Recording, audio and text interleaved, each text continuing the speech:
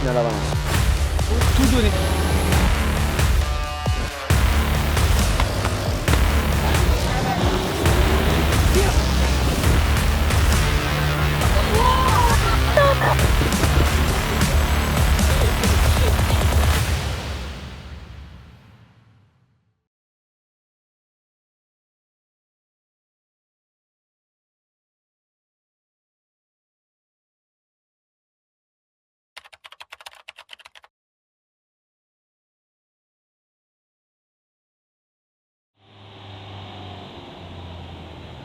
Alès, théâtre de l'ultime manche de la saison où plusieurs pilotes de la KF78 Academy ont gros à jouer, notamment la qualification pour la finale mondiale FIM Mini GP à Valence, en marge du MotoGP où seulement les deux premiers des championnats 160 et 190 seront retenus.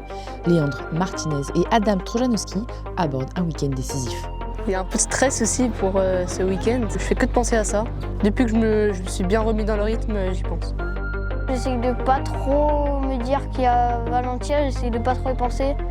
J'essaie vraiment de me dire qu'il faut que je fasse comme au week-end à Paris-sous-Braille. Même si d'un côté dans ma tête j'y pense forcément, mais pas me mettre trop de pression et on verra demain soir. Je suis un petit peu stressée, mais pas tant que ça, pas comme les autres années. Franchement, là je me sens bien, je suis dans une bonne phase. Je suis bien entraînée et il n'y a aucune raison que ça marche pas ce week-end. Honnêtement, si j'y arrive, je serais très content parce que les deux premières courses, j'ai pas mal de soucis avec la moto et tout ça. Et donc là, je reviens d'assez loin. En plus de cette place tant convoitée, le titre en 160 n'est pas joué. Arthur Legrand, prudent, mène pour 18 points face à Martinez et Long à égalité. Les autres courses, tu te dis, t'as encore de la marque. Après, Varenne, tu commences à te dire, faut pas que je fasse de bêtises. Et là, par contre, tu fais une bêtise, t'as tout le championnat qui part en vrille. 18 points, après, si je sors du podium, je suis pas champion. Donc, Des enjeux naturellement source de stress pour chacun de ces pilotes. Les enfants ont l'impression comme s'ils jouaient le titre de champion du monde MotoGP, à leur niveau. Il y a une énorme différence, ça n'a rien à voir, mais en fait les enfants, pour eux, c'est un titre de champion du monde. Donc c'est pour ça que rien que ça, ils auront l'impression. Le titre, forcément, c'est le mieux, parce que tu es champion, c'est des choses qui sont hyper intéressantes. Après, à leur âge, c'est une belle expérience, mais c'est pas ça qui va changer leur carrière, un titre à cet âge-là. Le plus important, c'est vraiment la finale à Valence. Parce qu'à la finale à Valence, tu apprends plein de choses, tu te retrouves avec les meilleurs pilotes de ces motos-là. Donc là, c'est super intéressant.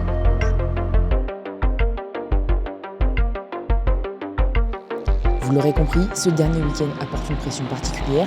Les pilotes la découvrent encore et apprennent peu à peu à s'y faire, réagissant tous à leur manière. Déjà, ils ne bougent pas sur la moto. C'est la première chose. La première chose, et maintenant, il y en a plein qu'on connaît par cœur, ils ne bougent pas sur la moto. Après, il y a ceux qui ne parlent pas, mais un Léandre, il ne va pas trop parler quand il va être stressé. Par moment, un Arthur, il va être stressé, il va sauter de partout en fait. C'est juste parce qu'en fait, il faut qu'il mette son attention autre part. Ils sont tous différents. Mais cette sixième étape change un peu les attitudes, notamment du côté d'Arthur, plus calme et renfermé. Est-ce que tu te poses des questions quand tu roules? L'attaque. Ok. Donc là, pose-toi pas trop de questions. Juste fais-toi plaisir, travaille, fais comme tu fais un week-end d'habitude. Ça sert à rien de dire faut que je gère pas et machin. Demain ce sera différent, d'accord? Peut-être que demain il fera mauvais, peut-être qu'il pleuvra, peut-être que tout ça. Aujourd'hui, il faut juste faire un vendredi normal, d'accord? Tu essaies de trouver les meilleures solutions pour rouler le plus vite possible, tu te fais plaisir et tu fais ce que tu fais d'habitude. Tu es dans la bonne position, tu as de l'avance, donc si tu fais les choses correctement, ton avance tu vas pas la perdre. Hein? C'est eux qui ont la pression. Toi, au contraire, toi tu peux t'amuser, tu peux être bien. C'est juste que tu as besoin d'être concentré, tu n'as pas besoin de te mettre la pression. Hein? Et en plus, tu as déjà géré un 110 le coup. Donc voilà, tu sais ce que c'est. De gérer un week-end avec un peu de stress parce que tu n'as pas envie de faire de bêtises. Oui ou non? Qu'est-ce que tu en penses? Alors, souris.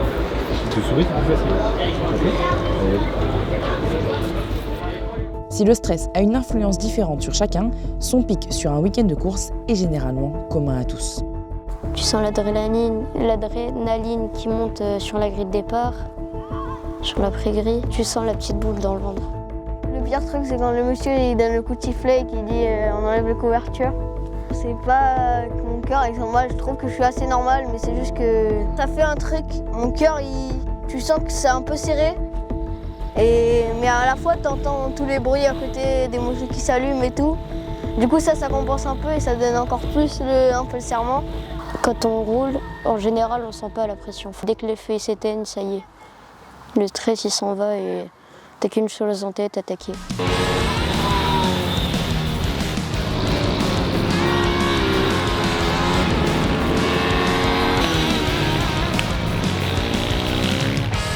Bien que le résultat peut rendre nerveux, d'autres facteurs pèsent aussi, comme l'aspect financier et surtout physique. Le sport moto, en fait, c'est un sport à risque. Donc un sport à risque, ça veut dire que les enfants très jeunes, il faut qu'ils arrivent à gérer la pression de leur sport, donc la compétition, l'envie de gagner, tout ça, et ensuite la peur de se faire mal. Donc en fait, il faut qu'ils gèrent deux choses, et ces deux choses-là peuvent engendrer de la pression quand elles ne sont pas gérées. La contrôler, c'est réduire les chances d'erreur qui peuvent vite arriver dans ces états. Le problème, c'est que d'être stressé sur une moto, l'impact, il est déjà de 90%.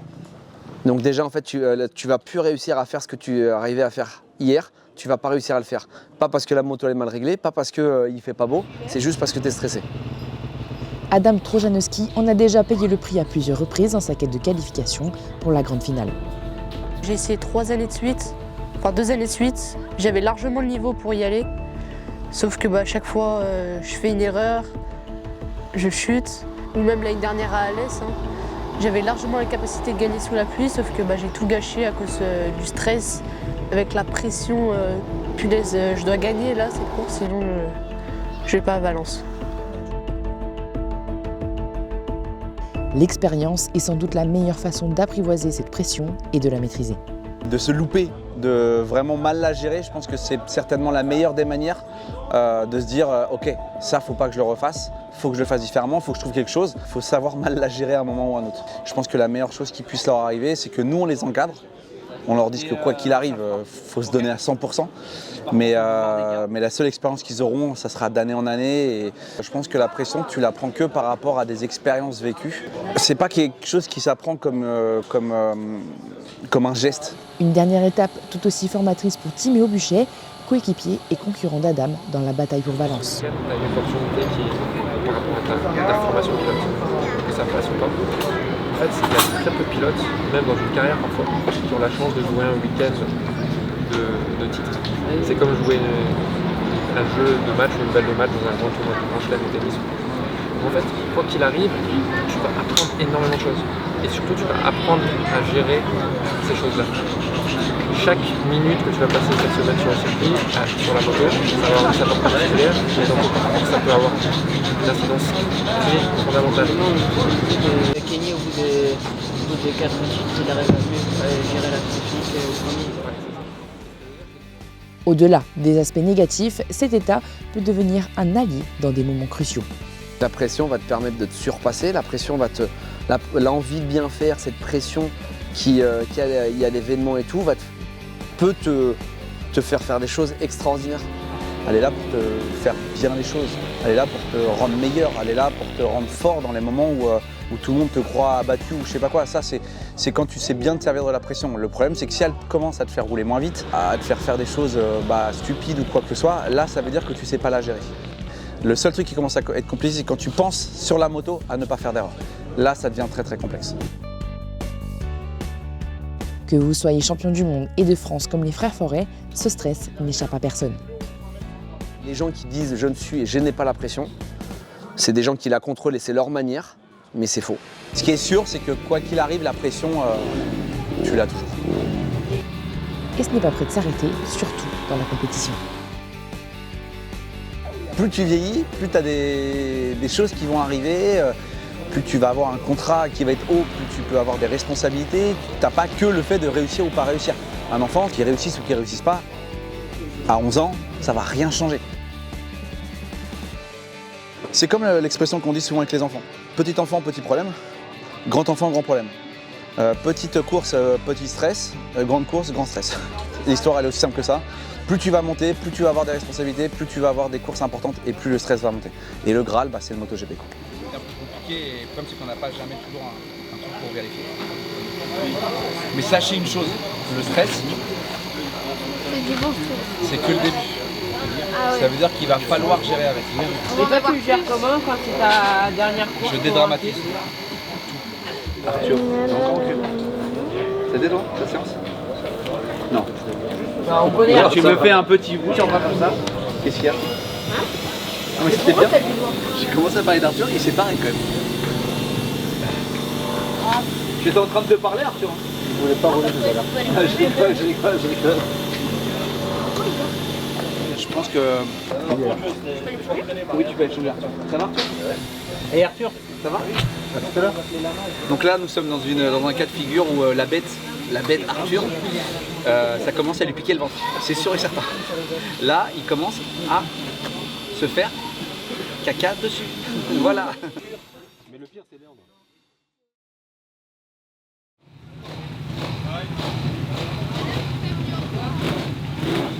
Comme un air de déjà-vu, la pluie s'invite une nouvelle fois à Alès pour le dernier samedi de la saison, un paramètre à prendre en compte pour les qualifications. Là, il faut rester motivé sur la moto comme ça, ok? C'est la dernière de l'année, c'est la dernière course de l'année, c'est la dernière journée. Donc, il faut pas que ce soir vous vous disiez « Ah, mais j'aurais dû ».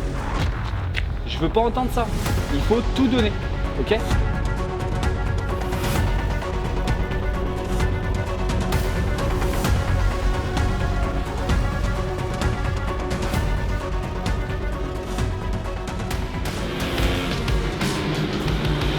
Après une première séance sous la pluie, les pilotes du mini-GP ont pu hausser le rythme dans la deuxième. Roméo Forêt décroche la pole position en 115, un atout précieux dans la course au titre, alors qu'il compte 14 points de retard sur le leader Zach Merrill.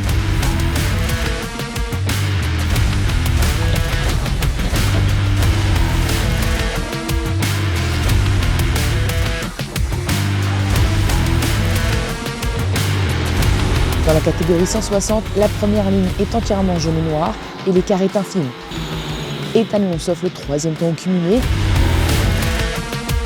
Le Grand partira de la deuxième place et Léandre Martinez décroche sa troisième pole de l'année.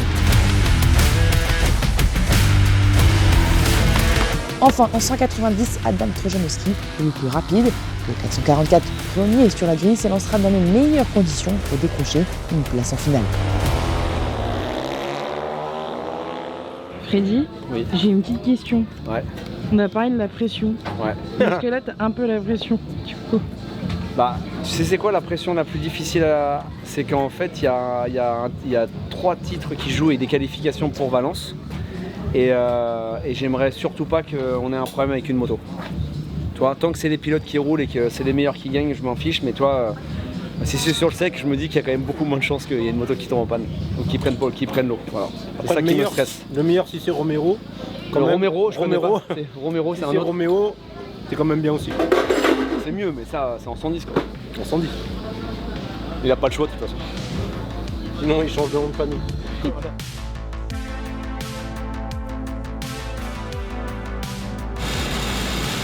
Roméo Forêt n'a qu'une option, tout donner et remporter les courses s'il veut espérer être sacré, mais tout dépendra de son adversaire direct, Zach Merrill. Fais le job d'hier, tu fais pareil, tu te donnes à 100% et après tu verras. Ok? Allez.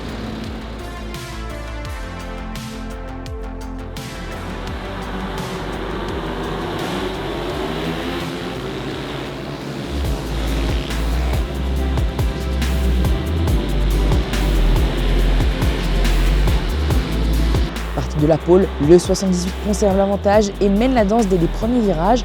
Dans son sillage, Mario reste au contact, limitant ses chances de reprendre beaucoup de points en championnat.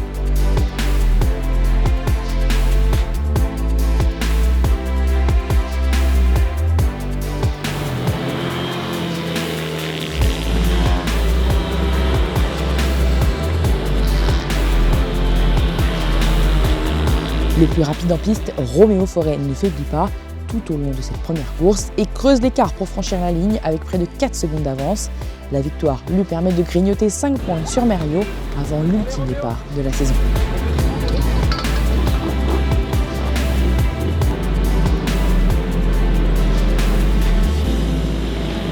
Ce dernier prend les commandes dans la deuxième manche face à deux pilotes KF, Nouri et Forêt. Mais le 78 ne compte pas le laisser filer. Il dépasse d'abord son coéquipier, puis Merliot dès le tour suivant.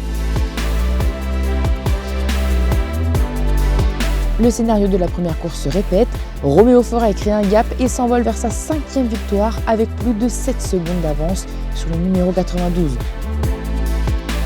Malgré ce doublé, la déception est là pour Roméo qui échoue à quelques points seulement du titre pour sa première année en 115.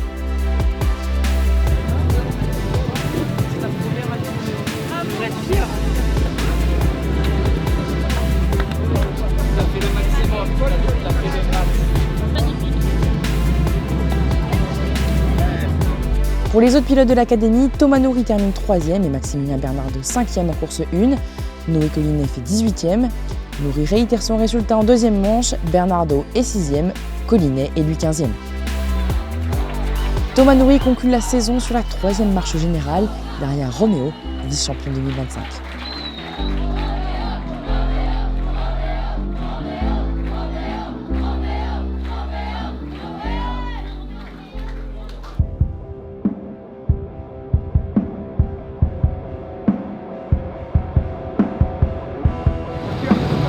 Allez mon gars. C'est là. Job, ok. Allez.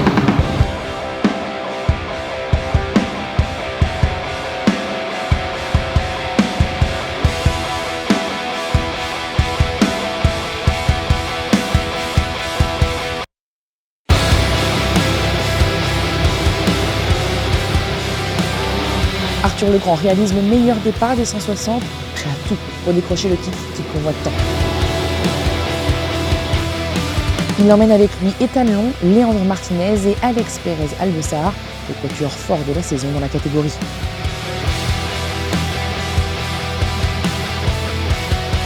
Bout d'en roue, il reste groupé tout au long de la course.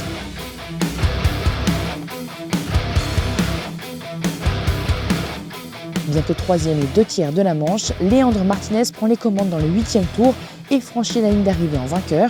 Le numéro 8 détient désormais l'avantage pour se rendre à Valence face à Ethan Long 3e, derrière Arthur Legrand 2e.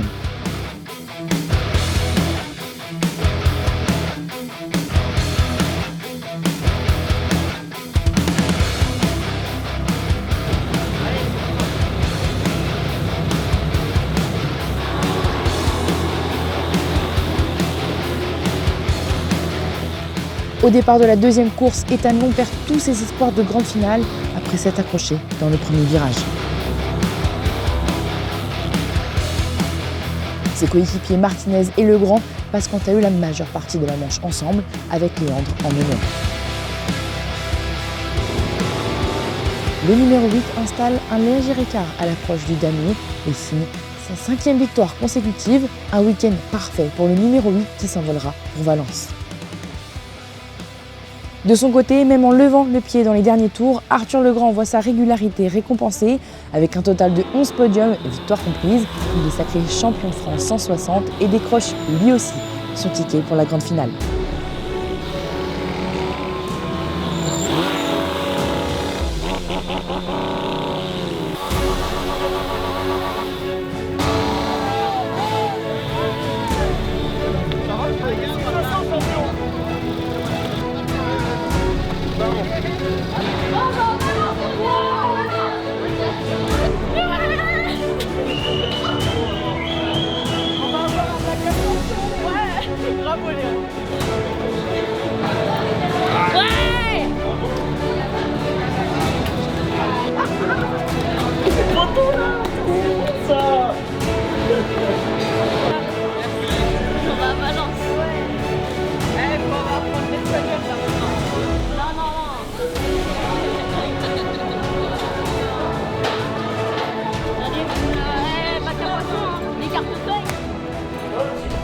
Concernant les autres pilotes de l'académie, Victor Lespinasse est 5e de la course 1, suivi de Léo Grondin.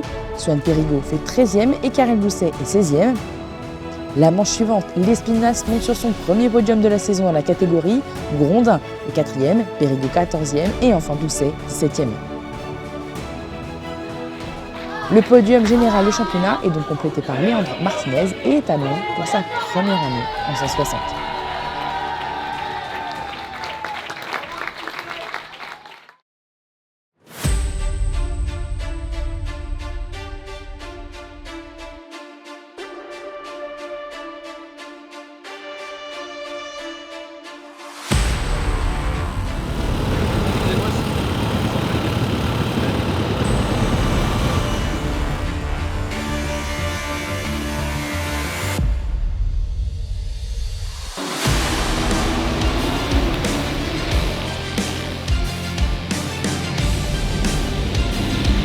Avant-dernière course pour les 190, Timéo Buchet prend un meilleur envol qu'Adam Trojanowski qui se retrouve 5e, mais le 444 est loin d'avoir dit son dernier mot.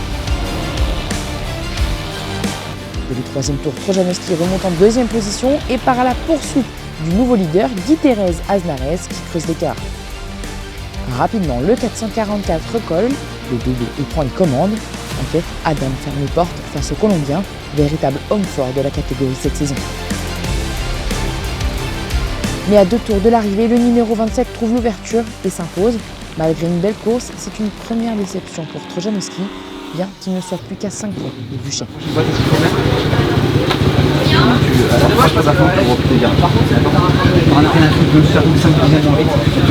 D'accord, c'est la règle.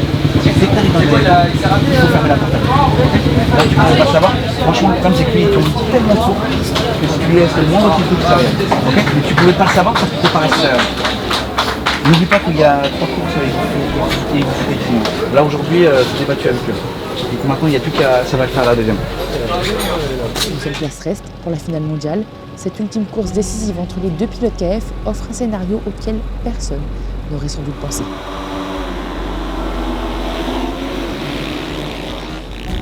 Au premier virage, Buchet, Guy-Thérèse Aznarez et Trojanowski s'accrochent.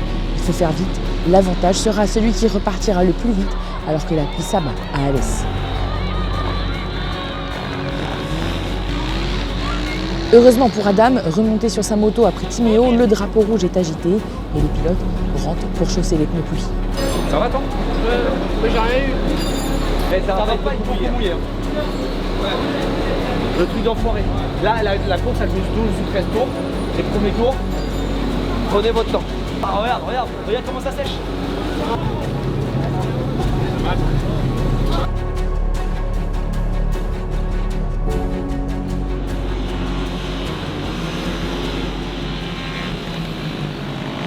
Le deuxième départ est donné avec Timéo Buchet qui saisit les commandes.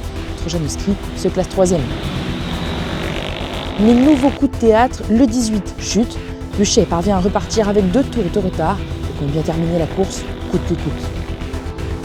Devant, Adam Trojanowski tient la 2e position derrière Boyer, nouveau leader, l'entièreté de la Manche.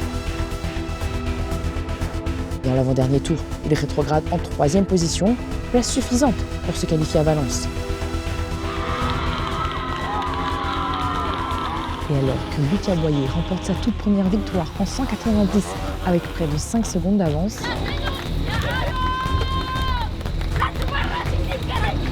le 444 ne s'arrête pas là. En temporisant pour assurer les points, il franchit la ligne en 5e position, un résultat qui semblait suffisant. Mais c'était sans compter sur Timéo Buchet qui franchit la ligne aussi. Pour 2 places, il fallait qu'il finisse 3e en fait. Ouais, c'est joli, mais. Du coup, qui c'est qui est en Valence? Qui c'est qui est à Valence? C'est Timéo. Avec la 8e place et 2 tours de retard, le 18 marque assez de points pour conserver la 2e place du championnat. Un gros coup dur pour Adam.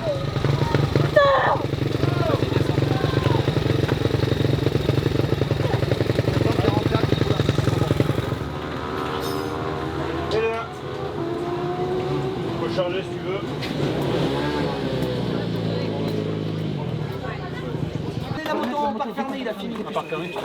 Dans l'incapacité de rentrer au stand après ces 2 chutes, Timéo apprend un peu plus tard qu'il s'envolera pour Valence pour seulement 2 points d'avance. T'es au courant ou pas? T'as compris? T'es qualifié mon pote. C'est 4 tours à l'arrêt. Te qualifie pour la finale. Bravo.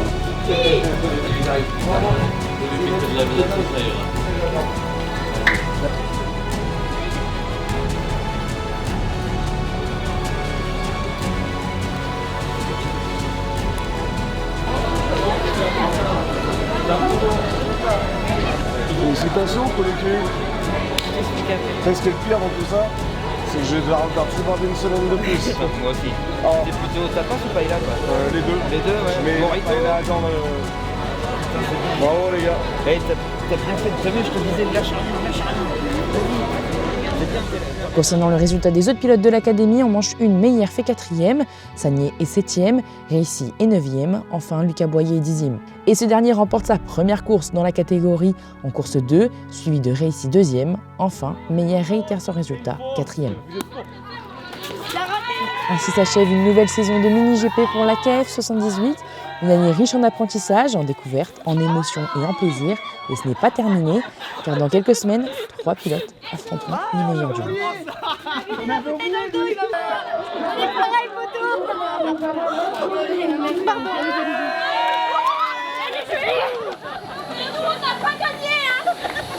Arrête pas de marcher. Oui, c'est bon, allez.